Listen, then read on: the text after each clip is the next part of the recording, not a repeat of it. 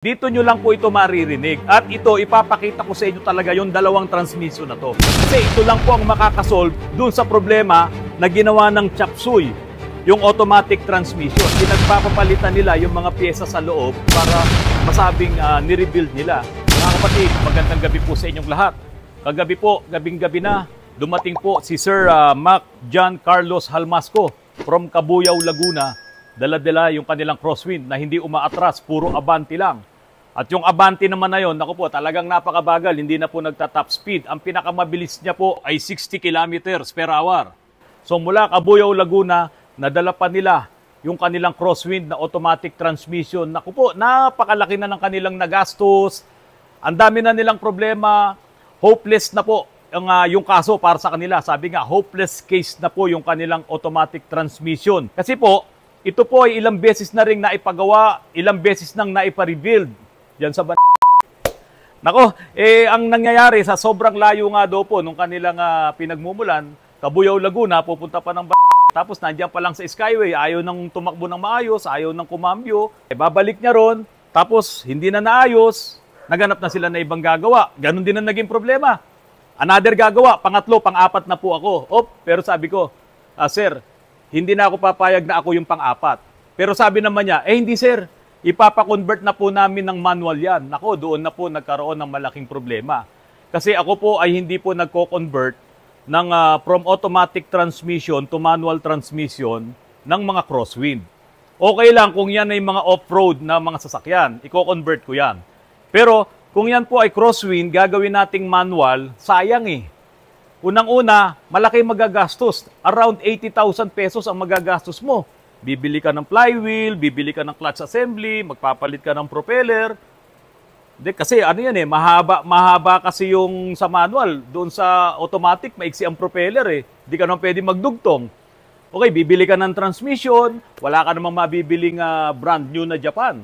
Karamihan po dyan, China or Taiwan. So ngayon, lahat ng bibilin mo na yon, kasama na yung mga conversion, maglalagay ka pa ng pedal, maglalagay ka pa ng primary master, maglalagay ka ng secondary master, tapos yung conversion ng support doon sa ilalim, sa cross member, ang daming conversion. Tapos manual pa, pagod ka.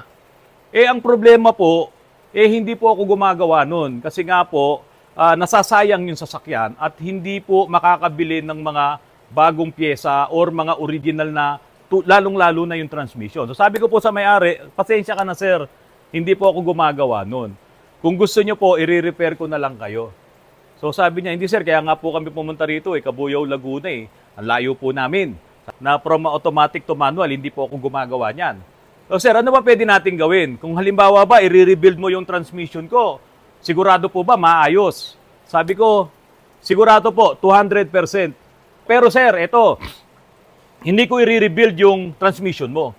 Bibili tayo ng pang Toyota. Naku, lalo nang nagulumihanan si sir. Isuso yung sa akin, bakit ka bibili ng Toyota? Eto na po, mga kapatid, ipapaliwanag ko po sa inyo. Dito nyo lang po ito maririnig. At ito, ipapakita ko sa inyo talaga yung dalawang transmission na to. Kung pwede ba yung pang Toyota sa crosswind. Kasi ito lang po ang makakasolve dun sa problema na ginawa ng Chapsuy, yung automatic transmission. Kasi bakit Chapsuy? Kasi po mga kapatid, pinagpapalitan nila yung mga pyesa sa loob na hindi naman dapat. Kasi meron silang tinatawag na lipat lamang loob. Dala-dala nila yung mga surplus na transmission, ililipat yung lamang loob para masabing nirebuild nila. Hindi po tama yon. Kasi kung yung mga lining ang ilalagay mo doon, galing sa ibang transmission na luma na rin, ililipat mo, hindi po okay yun. Kasi luma na nga yun eh. At syempre, hindi pang matagalan yon. Ngayon, kung yung mga pyesa sa loob, yung mga clutch pack housing, yung mga planetary gears na yan, ililipat sa'yo, hindi rin po tama yun. Hindi sila magkakaparehas ng kanilang wear and tear. Maaaring yun sa'yo, bago pa ang ilalagay sa'yo, luma na. Hindi mo naman alam kung saan galing na transmission yun. Magkakaroon ng mga kiwal yun na hindi tama ang kanilang mga lapat, magkakaproblema din. So ito pong gagawin ko, ito, papakita ko po sa inyo. Bumili ngayon ako, ayan, diyaran. Bumili po ako ng transmission ng Toyota. Ito po ay galing sa mga 4x4.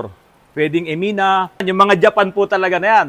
Or pwedeng yung Light Ace, na mga naka 3C or 2C na makina.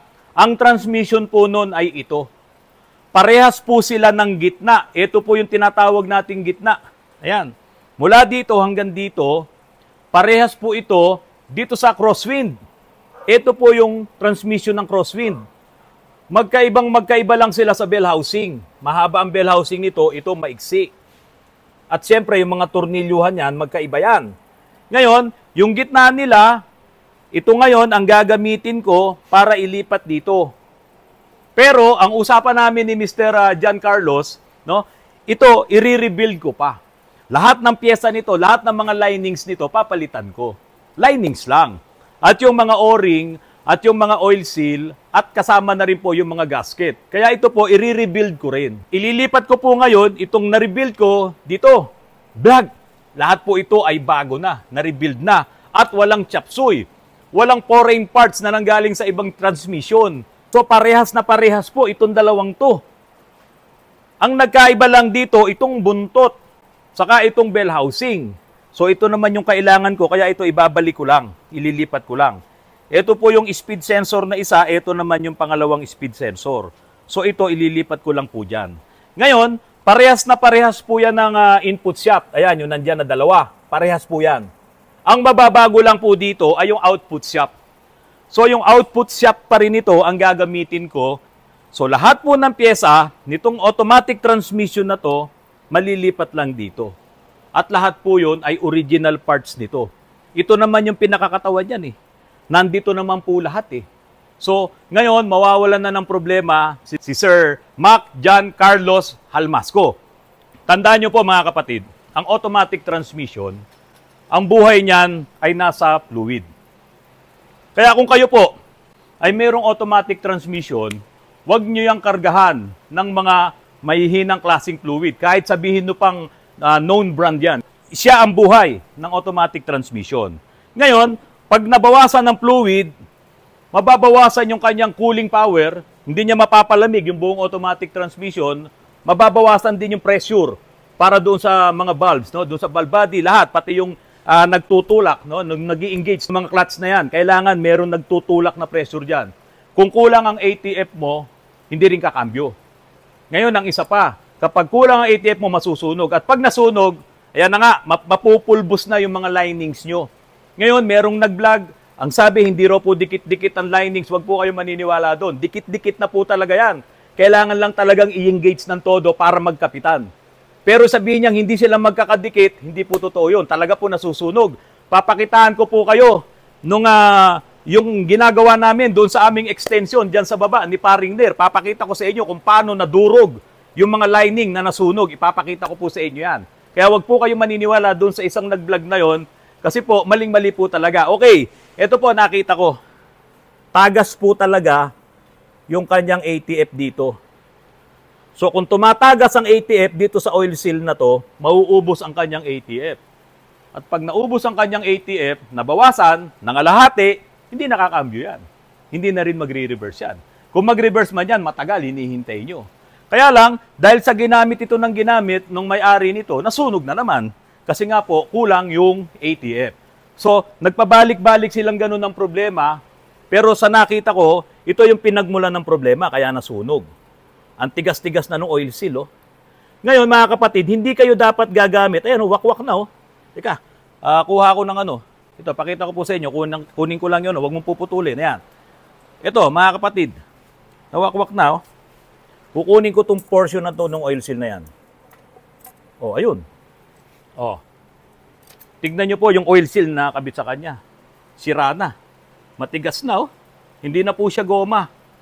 So, isang reason to kung bakit itong transmission na to nasira. At nagpabalik-balik to sa tatlong mekaniko, sa tatlong nag-re-repair ng transmission, nag-overhaul, sira na yung oil seal, eh.